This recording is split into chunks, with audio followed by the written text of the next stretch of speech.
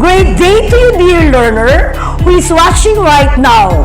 I am Perfectuatiro Marate, your grade 10 English teacher, broadcaster from Santa Ana National High School. Let's start the day for you to learn new things. In this lesson, you will be taught how to write with a purpose. You will be learning the writing techniques and the purpose behind these various types of writing. Many different types of writing exist before your great-grandfather was born and up to this time, the digital age.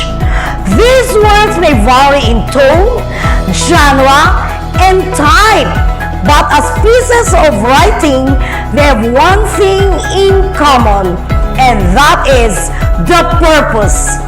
Writing with a purpose is one of the many writing techniques used by the author in developing a writing piece or even a speech. You learn more about these writing techniques as you go through all the activities. May you find significant learning experiences and joy from our lesson. Are you ready?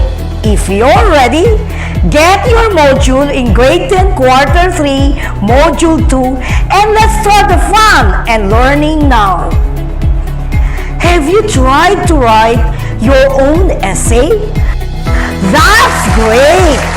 It's good that you have tried to create your own essay and inspired others to do the same. Did you know that there are different types of essay?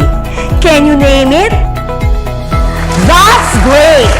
Now, let's study first the different types of essay. Let us define an informative, persuasive, and argumentative essay. Let's go to informative. What is an informative essay? It explains the topic. It provides facts, information to the reader. It describes a person, an event, or phenomenon. It defines a term, compare and contrast something. It analyzes a data or provide a how-to. Let's go to persuasive essay. It presents a point of view using logical reason. It seeks to persuade a reader. It convinces the reader to accept, believe an idea or opinion, and take specific action or stance. And the last one is argumentative essay. What is this? It presents an argument using facts and evidences, and it defends a position on a topic using personal evidences, literature, historical examples, and research to prove a point. Now, go over this chart and study the writing techniques of these three types of essays in terms of purpose, structure, and language features. What is the purpose of informative essay? That is to inform. Let's go to the structure. In the structure, under the introduction, there should be a clear opening, the general information, and in the body, there should be more information. And when we go to conclusion, we are going to summarize. And the other features, of course, it should be interesting, easy to read the layout. When we talk of language features, remember in grammar, we use the present tense, specific examples, then we go to the first or third person, we use connectives to make it clear and coherent, and these are mostly facts. The rhetorical questions is to engage our readers. What is persuasive essay? From the term persuasive, of course, we have to persuade. So under the introduction, we have to state the issue and the point of view.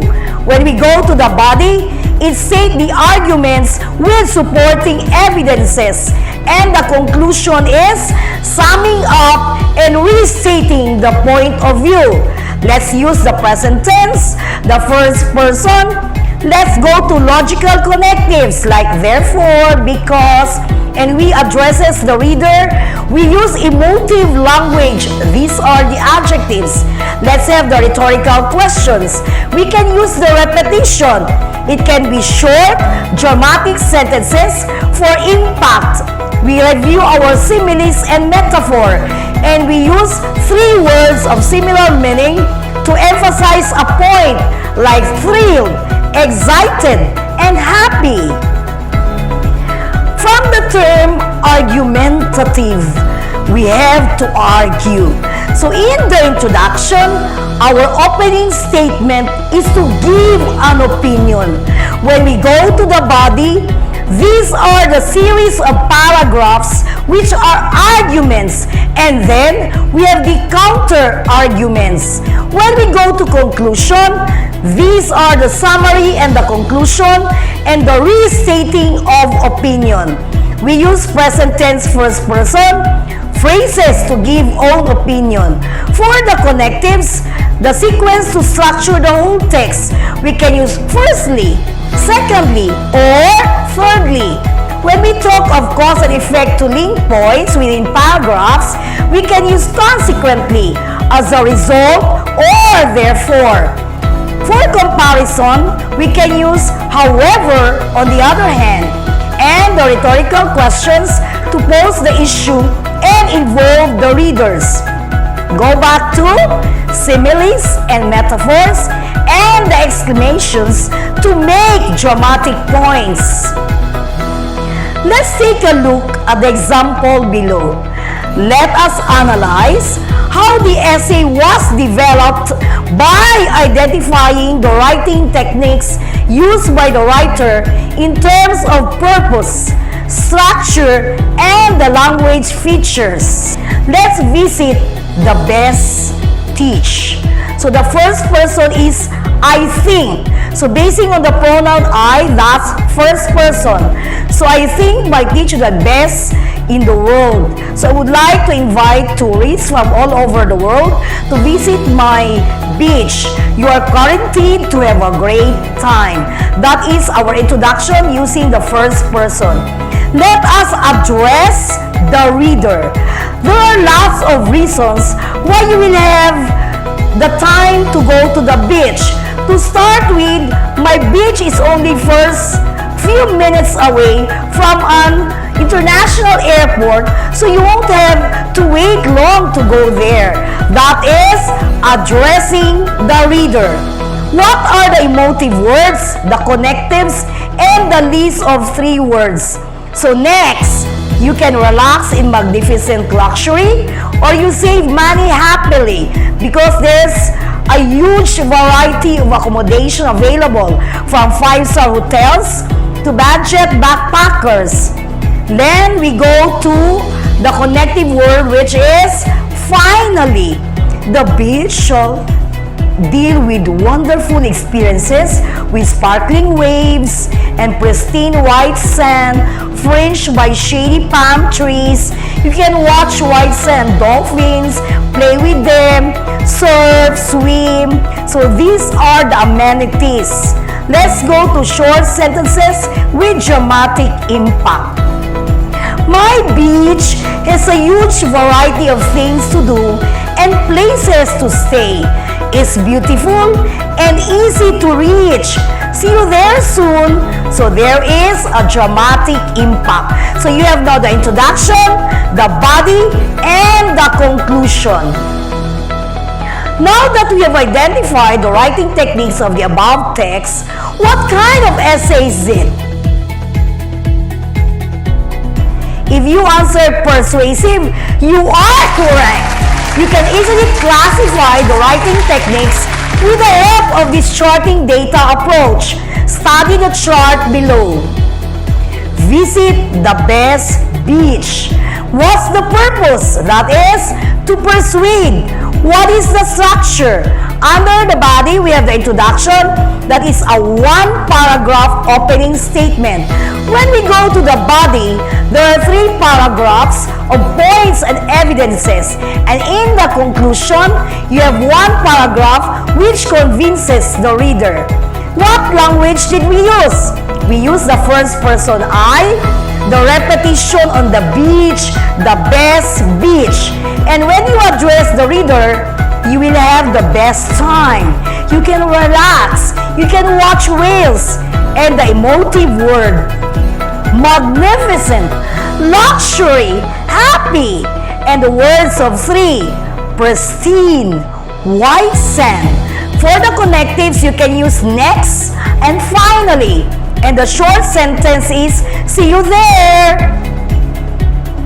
Let's go to have another practice in activity 1. The title is Identify and Classify. The title is the internet bad for young people?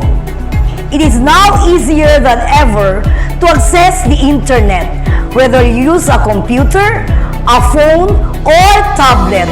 There is no doubt that many young people spend more time and more time online with both positive and negative consequences. One advantage of the internet is that young people can research their schoolwork and homework. This often helps teenagers to widen their knowledge and improve their grades. Another positive aspect of the internet is that people can practice foreign languages by chatting with friends in other countries. This is also a good way of keeping in touch with friends and family around the world. On the other hand, there are also negative consequences. Some young people become addicted to online gaming. This means that they wasted too much time playing these games. This can harm their schoolwork, the amount of exercise they get, and their social lives. Besides, excessive internet use can mean that some young people hardly talk to their families because they're always on the computer. To sum up, spending time on the internet can harm young people, but it also has many advantages. I think the internet is an incredible tool, and the benefits of internet across outweigh the dangers. However, we should be careful not to use the internet excessively. Do you have any thoughts about the text? Now, let's answer the following questions. Is the internet really bad for young people? Let's go to number 2. What are the 4 positive aspects of the internet pointed out by the writer? Number 3. What are the consequences if one gets addicted to it? And number 4. Do you think the writer is in favor of the internet? If yes or no, support your answer. And number 5, what is his purpose for writing this essay? Let's go to activity 1A, identify and classify. Yes, it is used for excessive on online games. Or number 2, you can say, do it for research, you go to widen knowledge, learn foreign languages, get acquainted to people around the world, so we can accept any varied responses that you give. You can also say for number 3, time is wasted. It affects social performance, health, social life, and family relationship. And number 4, you can answer yes. As he said, personally, I think the internet is an incredible tool and the benefits of internet across outweigh the dangers. And number 5, the answer is to argue. Let us check what have we learned from our discussion. We will have now our assessment. So according to your module, you're going to read the statements below. You will write your answer on a sheet of paper. So, number 1, it is a kind of writing style that educates the reader on a topic. This essay can have one or several functions: to define a term, to compare and contrast something, you can analyze data, or provide a how-to. For number 2 question, If the writer seeks to convince the readers and wanted them to take specific actions, he or she is writing what kind of essay? In number 3, what word is one of the language features used in writing which appeals to our emotions? And number 4, it is a rhetorical device to bring attention to an idea to make a stronger impact to the reader. And number 5, if the writer presents facts, reasons, and evidences to show that he or she has valid points, what is he writing? So you can answer informative, persuasive, emotive, repetition, and argumentative. Let us enhance what you have learned. So, for activity 4, the title is Writing with a Purpose. Now, you're already equipped with various techniques in writing. In this activity, you're going to develop the following topics.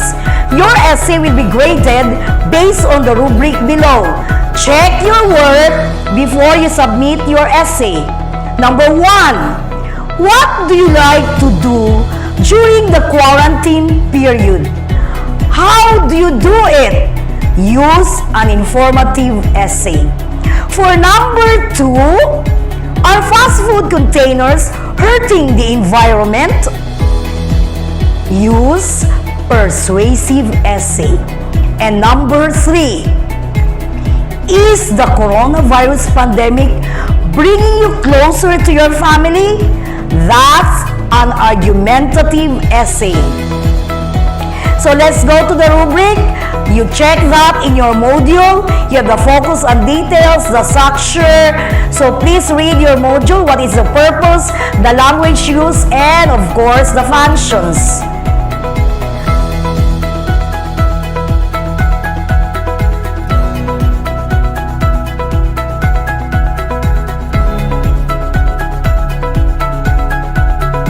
I hope you have learned something from our session today.